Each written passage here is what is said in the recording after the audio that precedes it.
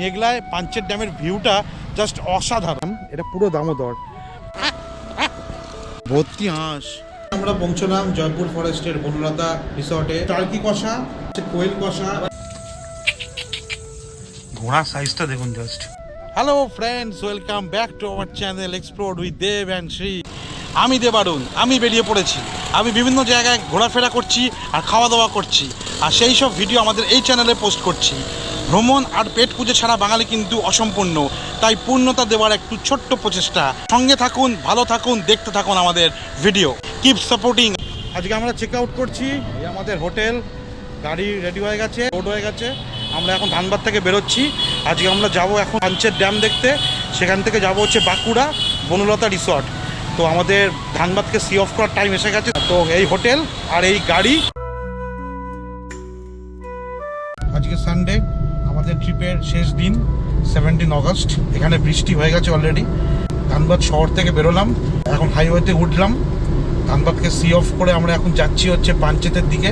মোটামুটি ঘন্টা দেড়েক লাগবে, মোটামুটি এখান থেকে 60-70 কিলোমিটার মতো।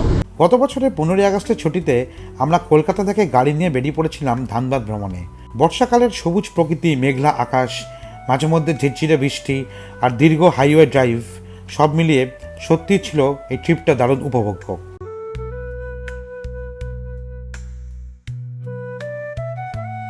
আজকে আমরা পাঞ্চেত ড্যামে। আজকে একটা খুবই ক্লাউডি ওয়েদার, প্রচণ্ড বৃষ্টি হয়েছে একটু আগে, পুরো মেঘলা দেখতেই পাচ্ছেন। আর এখন টাইম মনসুন। ড্যামের একবার ভিউটা দেখুন, অসাধারণ।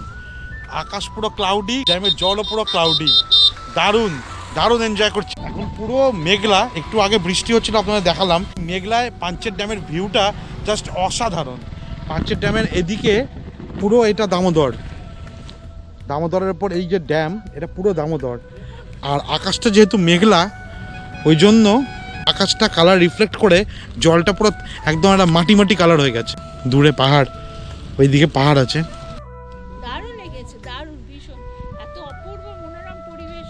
বাপি কিরম লাগছে? খুব ভালো লাগছে। এই যে পরিবেশ, দামোদর, বিশাল দামোদর, আর এদিকে গাছপালা ভর্তি, আকাশে মেঘ, মাঝে মাঝে বৃষ্টি হচ্ছে, রোদ উঠছে, আহা হা হা, অপূর্ব। প্রকৃতির অপূর্ব খেলা। ড্যামের ওদিকে দামোদরের জল, ডিভিসি, আর এদিকে জলবিদ্যুৎ কেন্দ্র আছে। ড্যামটা অ্যাকচুয়ালি সামনে, আমরা একটু আগে দাঁড়িয়েছি। ড্যামে তো ফটোগ্রাফি ভিডিওগ্রাফি অ্যালাউ নয়, তাই। আর পিছনে পাহাড় দেখা যাচ্ছে সুন্দর, দূরে পাহাড় আছে। এই আমাদের বিধানদা সুন্দর গাড়ি চলে নিয়ে এসছে আমাদের। কি কি আছে গো? কি দেবো বলুন? নলেনগুড় আছে, কুলপি আছে, কাজুমালাই আছে, বাদশাহী আছে। এখানে কত হাঁস, ভর্তি হাঁস। প্রথম দুদিনে আমরা ধানবাদের বেশ কিছু পরিচিত জায়গা ঘুরে দেখেছিলাম। তোপচাচি লেক, উশ্রী ফলস, কয়লা খনি এবং মহানায়ক উত্তম কুমারের স্মৃতি বিজড়িত বাড়ি। ধানবাদের বিখ্যাত চম্পারন মটনের স্বাদও ছিল বেশ সুন্দর, যা ট্রিপের ছিল অন্যতম আকর্ষণ। যাওয়ার পথে মাইথন ড্যাম ও তার আশেপাশের মনোরম পরিবেশ উপভোগ করেছিলাম। সেই ভিডিও যদি এখনো না দেখে থাকেন, তাহলে উপরে দেওয়া আই বাটনের লিঙ্ক থেকে দেখে নিতে পারেন।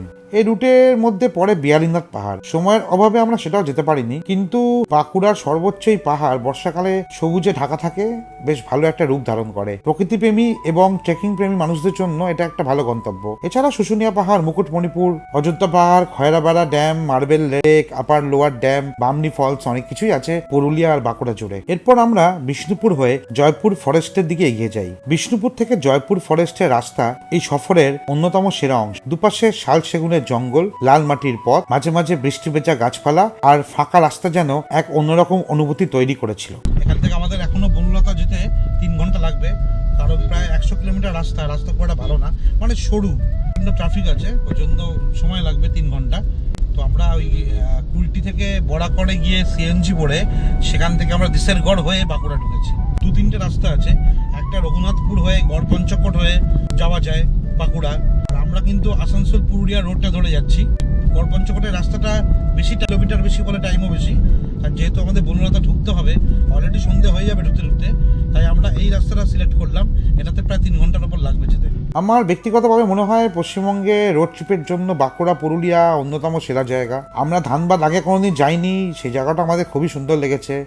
কারণ এই জায়গায় জঙ্গল, পাহাড়, লেক সব কিছু একসঙ্গে থাকে। বর্ষাকালে এই জায়গা পুরো সবুজে ভরে ওঠে, শীতকালে আবহাওয়া খুব সুন্দর, বসন্তে পলাশ, শিমুল সব দেখা যায়, দূরে পাহাড়, লাল মাটির রাস্তা, জঙ্গল। তাই এই সব জায়গা বছরের এক এক সময় এক এক রকম সৌন্দর্য ধারণ করে। এই রুটে ফেরার সময় আমরা পথে কখনো পেয়েছি প্রবল বৃষ্টি, কখনো মেঘে ঢাকা আকাশ, কখনো জঙ্গলের মধ্যে নিস্তব্ধ রাস্তা, আবার কখনো পাহাড় এবং জলাধারের মনমুগ্ধকর দৃশ্য, যা আমাদের যাত্রাকে এক বেশ স্মরণীয় করে রেখেছে। আপনারা যদি 2-3 দিনের জন্য কলকাতা শহরের ব্যস্ততা থেকে একটু দূরে প্রকৃতির মাঝখানে হারিয়ে যেতে চান, তাহলে ধানবাদ, মাইথন, পাঞ্চেত, বাঁকুড়া, পুরুলিয়া এই রুটটা একবার ট্রাই করে দেখতে পারেন। বিশ্বাস করুন, এই পথের সৌন্দর্য শুধু গন্তব্যে নয়, প্রতিটি পথের বাকি লুকিয়ে আছে। ভিডিওটি শেষ পর্যন্ত দেখার অনুরোধ রইল।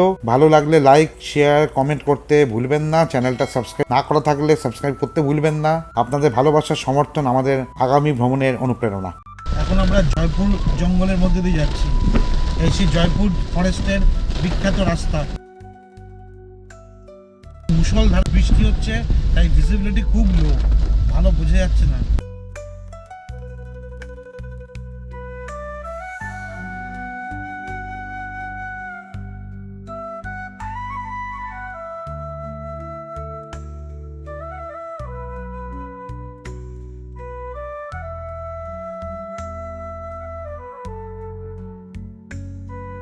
ফাইনালি আমরা পৌঁছলাম জয়পুর ফরেস্টের বনলতা রিসর্টে। আজকে বাইরে প্রচণ্ড বৃষ্টি হয়েছে। আমরা মোটামুটি 5:30 নাগাদ পৌঁছে গেছিলাম, কিন্তু এত বৃষ্টির জন্য আমাদের একটু ওয়েটই করতে হলো গাড়িতে। তো এটা হচ্ছে ওদের এসি রেস্টুরেন্ট, আমাদের জন্য কেবিন অ্যালট করেছে। সেই কেবিনে বসে আমরা এখন খাবো। অর্ডার দিয়েছি বাঁশকাঠি রাইস, সাথে হচ্ছে কোয়েল কষা, টার্কি কষা, করকনাথ কষা, স্যালাড, এগুলো অর্ডার দিয়েছি। একটা করে আইটেম আসুক, আমি সব কটা আপনাদের দেখিয়ে দিচ্ছি। আগেও খেয়েছি, খুবই ভালো। করকনাথটা কোনোদিন খাওয়া হয়নি, এটা ফার্স্ট টাইম খাবো। আমরা দিয়েছি বাঁশকাঠি রাইস, এটা আছে স্যালাড, এটা হচ্ছে টার্কি কষা, এটা হচ্ছে কোয়েল কষা, আর এই দুটো হচ্ছে করকনাথ কষা। করকনাথ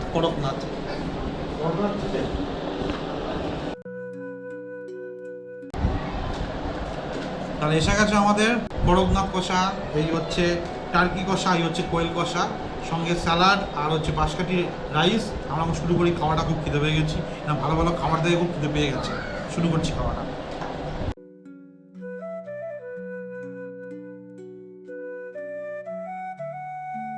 আমরা বনলতা রিসর্টে একটা রেস্টুরেন্ট, আমরা কেবিনে খেয়েছি। একটা কেবিন, এটা আমাদের জন্য স্পেশালি ওরা ব্যবস্থা করে দিয়েছিল কেবিন। এটা চ্যানেলের নাম explore with Dev and Shri. এটা নন এসি, আর ওই দিকটা এটা হচ্ছে এসি।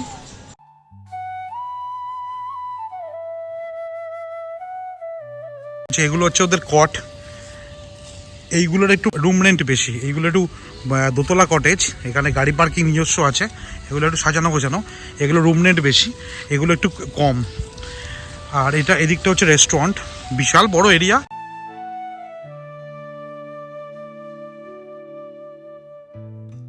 এই কটগুলোর একটু প্রাইস বেশি। ফুলের বাগান, শীতকালে এলে বুঝতে পারবেন প্রচুর ফুল হয়। শাকসবজি সব দিকে চাষ হয়, আর সেগুলোই কিন্তু রান্নায় দিচ্ছে ওরা। ইনফ্যাক্ট টার্কি, এমু থেকে শুরু করে যা যা ওরা মানে এখানে প্রতিপালন করে, সেগুলো কিন্তু রান্নায় দেয়। এছাড়া ওদের পোস্তর বড়া কিন্তু খুব বিখ্যাত, বড় রাজভোগ পাওয়া যায়, নিজেদের গরু আছে, সব দেখাচ্ছি আমি আপনাদের। এগুলো ওদের খাঁচাগুলো সব কটা, এই খাঁচাগুলোয় ওরা থাকে। টার্কি, করকনাথ, কোয়েল সব কিন্তু এগুলোই থাকে। কিন্তু এখন সন্ধে হয়ে গেছে বলে ঢাকা দিয়ে দিয়েছে। ঘোড়ার সাইজটা দেখুন, জাস্ট সাদা ঘোড়া, বিশাল বড় ঘোড়াটা।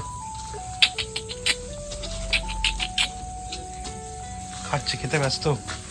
এদিকে আরো দুটো আছে, সব সাদা ঘোড়া, একটা, দুটো, তিনটে। এখানে সব পরপর গরু আছে। এই দুধেই কিন্তু ওদের মিষ্টি হচ্ছে, এই দুধেই কিন্তু ওদের লস্যি হচ্ছে, সবকিছু কিন্তু এদের গরু তো কি হচ্ছে, এই গরু দুধ থেকেই হচ্ছে। এই গরু দেখুন দূরে, এইগুলো থেকেই কিন্তু ওরা প্রতিপালন করে, সেগুলো থেকে কিন্তু ওদের মিষ্টি হয়, লস্যি হয়, সব কিছুই হয়। এখানটা তুলতে পারবো। এটা কিন্তু বিশাল ওয়াইড এরিয়া, দেখুন পার্কিং আছে, খাওয়া দাওয়ার জায়গা, রেস্টুরেন্ট। আদিবাসী মহিলাদের কাজ দেওয়া হয়, তারা কিন্তু এখানে কাজ করে। কাজ করে তারা টাকা ইনকাম করে, কারণ আশপাশটা সবই আদিবাসী এরিয়া, তো তাদেরকে কাজের সুযোগ করে দেওয়া হয়েছে। তারা সার্ভ করে, রান্না করে। তো আমি অনেকবার এসেছি, 3 থেকে 4 বার, আমার খুবই ভালো লাগে। এবার আমরা ধানবাদ গেছিলাম বলে এখানে ছিলাম না, ওই জন্য মিস করে গেলাম, পুরোটা তোলা হলো না। এটা বনলতা হোটেলের মেন গেট। যারা গেস্টরা আসে, আমি এখন বুকিং করে আসিনি বলে থাকতে গেলে ওই পারে, এই গেটের কিন্তু ওই পারে, এইগুলো সব বিল্ডিং, এখানে থাকা যায়। আমরা এরকম একটা বিল্ডিংয়ে ছিলাম। ওদের এখানে একটা লেক আছে, খুব বড় লেক আছে, লেকে মাছ আছে, এখানে খরগোশ টরগোশও ছিল। এই লেকে কিন্তু মাছ আছে প্রচুর। এই লেকের পাড়েও কিছু রুমস আছে, এই রুমসগুলো একটু রেন্ট কম, আই থিঙ্ক 2000-2500 মতো হবে। এগুলো রেন্ট একটু কম, আর এইগুলো রেন্ট একটু বেশি। যারা এসে নাইট স্টে করবেন তাদের জন্য কিন্তু এই সেকশনটা পুরো। এটা আমরা এখন গেস্ট নই বলে এখানে যেতে পারবো না। ভেতরে গার্ডেন, দোলনা, অনেক কিছু আছে। এখানে খরগোশ টরগোশ ছিল আগেরবার, অনেক কিছু আছে। আগেরবার আমরা এই বিল্ডিংটায় ছিলাম, এই বিল্ডিংয়ে। এই যে এই খরগোশকে আগেরবার আমি খাইয়েছিলাম শশা কেটে। খাচ্ছে দেখুন, ও বসে আছে খাচ্ছে। ওদিকেও আছে কয়েকটা, একদম সামনে অনেকগুলো আছে।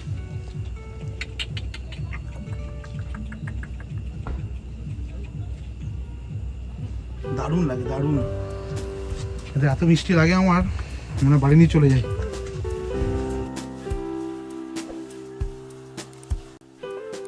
এটা খেলার পার্ক, গার্ডেন, এই সব রুমগুলো ভাড়া দেওয়া হয়।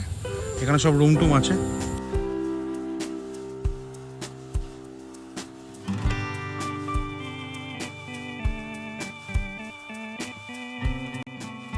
হ্যান্ডিক্রাফট সেকশন, রসগোল্লা, মিষ্টিটা আমরা ওদিক থেকে কিনলাম। এটা মেন এন্ট্রান্স। তো এই হচ্ছে বনলতা রিসর্টের রাতের ভিউ। গাড়ি পার্কিং, অনেকে এখানে গাড়ি পার্কিং করে নেয়, করে নিয়ে তারপরে স্টে করে। আমি রাতের ভিউটা যতখানি পারলাম তুলে আপনাদের দেখালাম। পরে কোনো সময় দিনের বেলা এলে সে দিনের বেলা ভিডিও করে নিয়ে যাবো আপনাদের জন্য। ফেরার সময় আমরা পাঞ্চের ড্যাম, আসানসোল, পুরুলিয়া এবং বাঁকুড়ার দিক দিয়ে ফিরেছিলাম, আসানসোল পুরুলিয়া হাইওয়ে দিয়ে। তারপরে শক্তিগড়ে পৌঁছে ল্যাংচা কিনে নিয়ে আমরা নিজেদের বাড়ি পৌঁছে গেছিলাম। এটা একটা মনে রাখার মতো ট্যুর হয়েছিল। আমাদের ধানবাদের সিরিজ এখানেই শেষ হলো। খুব তাড়াতাড়ি ফিরবো পরবর্তী ব্লগ নিয়ে। সবাই সুস্থ থাকবেন, ভালো থাকবেন, নমস্কার।